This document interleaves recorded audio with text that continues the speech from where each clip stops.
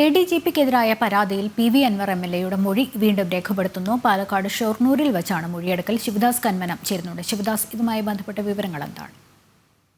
Lakshmi, Palakkad ഷൊർണൂരിലെ PWD rest ഹൗസിൽ വെച്ചാണ് മൊഴിയെടുക്കുന്നത്. PV. Anwar എം.എൽ.എയുടെ മൊഴിയെടുക്കുന്നത്.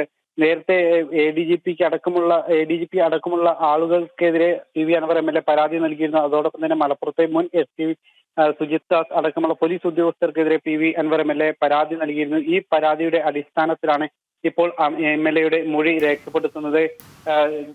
DIG Thomson Jose IPSന്റെ നേതൃത്വത്തിലുള്ള സംഘമാണ് ഈ മൊഴി രേഖപ്പെടുത്തുന്നത്. നേരത്തെ എ.ഡി.ജി.പിക്ക് എതിരെ നൽകിയിരുന്ന പരാതി, ഈ പരാതിയുമായി ബന്ധപ്പെട്ട് നേരത്തെ തന്നെ ചില തെളിവുകൾ അന്വേഷണ സംഘത്തിന് എം.എൽ.എ നൽകിയിരുന്നു. അതോടൊപ്പം തന്നെ കൂടുതൽ തെളിവുകളും ഇന്ന് നൽകിയിട്ടുണ്ട്. ഏകദേശം 1 മണിക്കൂറോളമാണ് ഈ ഒരു മൊഴിയെടുപ്പ് ഉണ്ടായത്. ഇപ്പോൾ മൊഴിയെടുപ്പ് അവസാനിച്ചിട്ടുണ്ട്.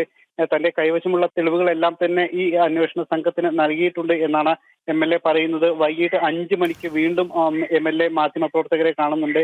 നിലമ്പൂരിൽ വെച്ചാണ് മാധ്യമപ്രവർത്തകരെ കാണുക. ഈ സമയത്ത് കൂടുതൽ കാര്യങ്ങൾ വെളിപ്പെടുത്തും എന്നാണ് ഈ മൊഴിയുടെ അടിസ്ഥാനത്തിൽ. അതോടൊപ്പം തന്നെ മൊഴിയിൽ പറഞ്ഞ കാര്യങ്ങൾ അടക്കമുള്ള കാര്യങ്ങൾ അദ്ദേഹം വെളിപ്പെടുത്തും എന്നാണ് പറയുന്നത്. അതോടൊപ്പം തന്നെ മുഖ്യമന്ത്രി വലിയ രീതിയിലുള്ള വിമർശനമാണ് പി.വി. അൻവർ എം.എൽ.എക്കെതിരെ നേരത്തെ നടത്തിയ വാർത്താ സമ്മേളനത്തിൽ പറഞ്ഞത്. എം.എൽ.എയുടെ ആരോപണങ്ങളെ പൂർണ്ണമായും നിഷേധിക്കുന്ന തരത്തിൽ, അതോടൊപ്പം തന്നെ എ.ഡി.ജി.പിയെയും പി ശശിയെയും സംരക്ഷിക്കുന്ന നിലപാടുകളായിരുന്നു നേരത്തെ മുഖ്യമന്ത്രിയുടെ വാർത്താ സമ്മേളനത്തിൽ ഉണ്ടായത്.